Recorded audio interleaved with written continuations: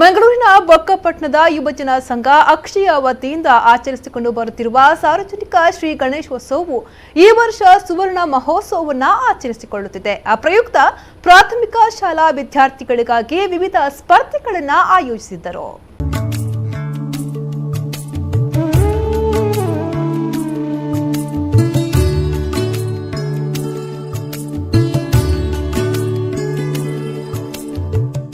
ಯುವಜನ ಸಂಘ ಅಕ್ಷಯದ ಸಾರ್ವಜನಿಕ ಶ್ರೀ ಗಣೇಶೋತ್ಸವವನ್ನು ಕಳೆದ 49 ವರ್ಷಗಳಿಂದಲೂ ಆಚರಿಸಿಕೊಂಡು ಬರುತ್ತಿದ್ದು, ಈ ಬಾರಿ 50ನೇ ಗಣೇಶೋತ್ಸವವನ್ನು ಆಚರಿಸಲು ಅದ್ದೂರಿಯಾಗಿ ಸಿದ್ಧತೆ ನಡೆಸಿದ್ದಾರೆ.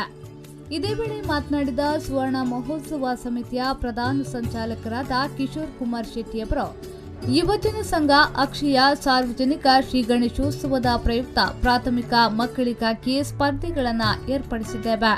ಸೆಪ್ಟೆಂಬರ್ 9ರಂದು ದೂರ ರಸ್ತೆ ಓಟ ಸ್ಪರ್ಧೆ ಮತ್ತು ಸಾರ್ವಜನಿಕ ಛದ್ಮವೇಷ ಸ್ಪರ್ಧೆಯನ್ನ ಆಯೋಜಿಸಿದ್ದೇವೆ. ಸೆಪ್ಟೆಂಬರ್ 13ರಿಂದ 16ರವರೆಗೆ ಧಾರ್ಮಿಕ ಕಾರ್ಯಕ್ರಮಗಳು ವಿನೂತನ ರೀತಿಯಲ್ಲಿ ನಡೆಯಲಿದೆ ಎಂದು ಹೇಳಿದ್ರು.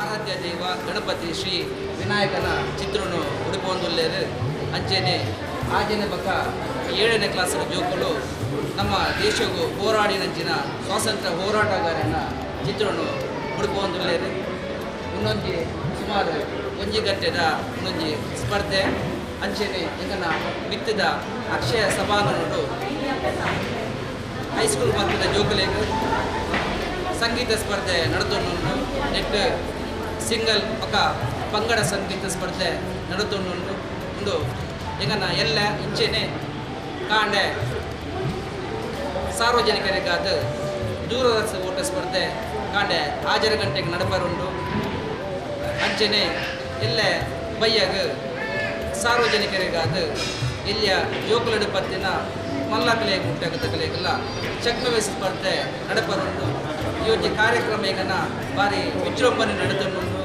ಇನಿ ಜೋಕುಲು ಭಾರಿ ಉತ್ಸಾಹಗಳು ಈ ಒಂದು ಕಾರ್ಯಕ್ರಮಗಳು ಈ ಒಂದು ಸ್ಪರ್ಧೆಯಲ್ಲಿ ಭಾಗವಹಿಸುತ್ತಿದ್ದಾರೆ.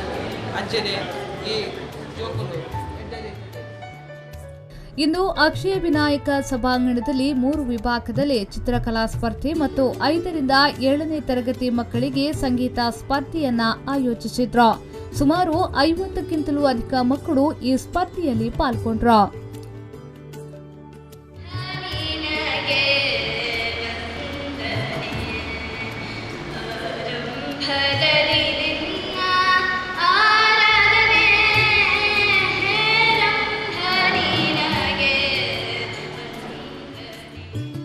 ಶರಸಾಲಿಯನ್ ವಿ4 ನ್ಯೂಸ್ 24/7 ಮಂಗಳೂರು.